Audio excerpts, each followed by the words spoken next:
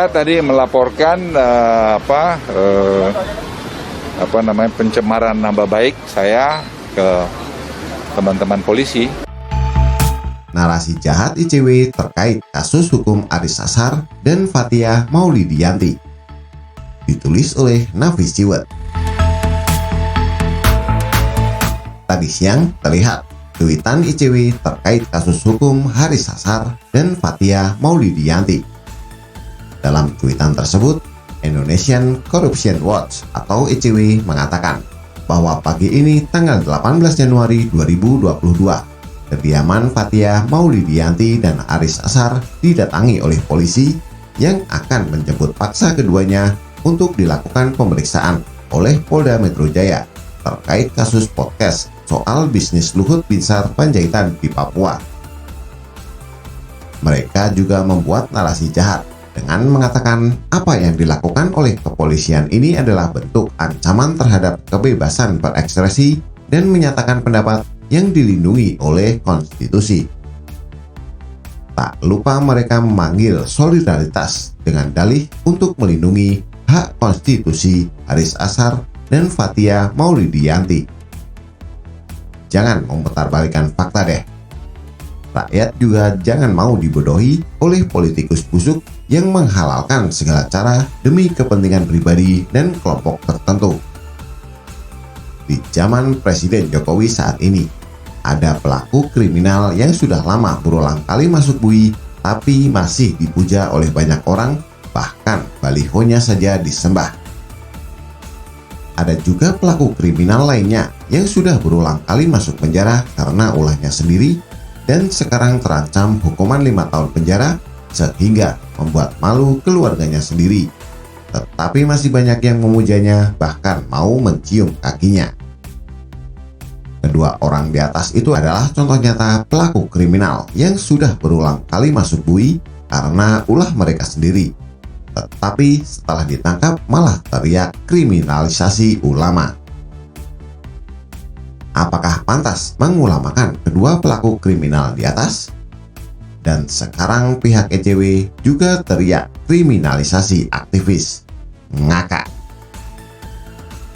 Jika memang Haris Ashar seorang aktivis anti korupsi atau HAM dan lain-lain, lalu kenapa dia mau menjadi kuasa hukum seorang buronan? Masih teringat jelas dalam benak kita bahwa Direktur Kantor Hukum Lokataru yang bernama Haris Ashar ini pernah menjadi kuasa hukum buron Beni Tabalujan, tersangka penyerobotan tanah di Cakung, Jakarta Timur, seluas 7,7 hektar. Beni Simon Tabalujan alias Beni Tabalujan tercatat sebagai buronan Polda Metro Jaya. Ia ditetapkan polisi sebagai tersangka kasus penyerobotan tanah milik Abdul Halim di Cakung, Jakarta Timur. Beni Tabalujan menjadi tersangka penyerobotan tanah bersama mantan juru ukur BPN Paryoto dan Ahmad Yufri. Haris Ashar sendiri membenarkan bahwa dirinya sebagai kuasa hukum Beni Tabalujan, bahkan Haris juga mengakui bahwa kliennya adalah seorang buronan. Gimana logikanya? Haris Ashar seorang direktur kantor hukum yang katanya seorang aktivis anti korupsi atau HAM dan lain-lain, tetapi malah membela seorang buronan. Apakah ini artinya seorang aktivis mau membela siapapun yang bayar, termasuk seorang buronan? Terkait penjemputan paksa, itu memang sudah sesuai dengan SOP yang tidak mungkin keduanya tidak paham dengan aturan hukum. Menurut Direktur Reserse Kriminal Khusus Polda Metro Jaya, Kombes Auliansyah Lubis, Haris Ashar dan Fathia Maulidiyanti sudah 2 kali mangkir dari agenda pemeriksaan. Untuk kepentingan penyidikan, saksi HA dan FA 2 kali tidak hadir dengan alasan yang tidak patut dan wajar, kata Auliansyah dalam keterangannya. Dan sesuai mekanisme pada KUHP, penyidik Ditkrimus Polda Metro Jaya membawa surat perintah untuk membawa dan menghadirkan saksi, ujarnya.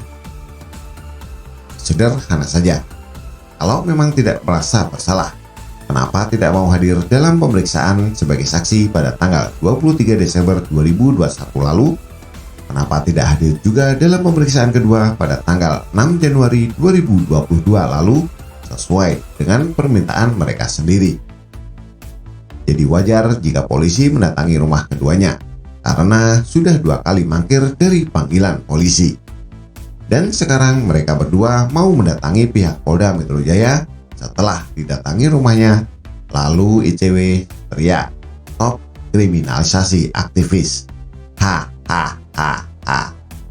Sudahlah, rakyat sudah mulai kritis dengan ICW yang katanya lembaga paling getol melawan korupsi di Indonesia, tetapi malah diam ketika banyak kelebihan bayar di Jakarta di bawah kepemimpinan Anies Baswedan. Tanya kenapa? ICW itu hanya sebuah LSM, tetapi sudah merasa sangat hebat dan berkuasa sehingga berani meminta Profesor Mahfud MD untuk mundur. Emangnya ICW itu siapa? Kita juga masih ingat ketika ICW keluar-keluar tentang Pak Muldoko, tetapi setelah mau dipolisikan akhirnya minta maaf doang. ICW itu adalah salah satu LSM di Indonesia yang menerima dana dari pihak asing.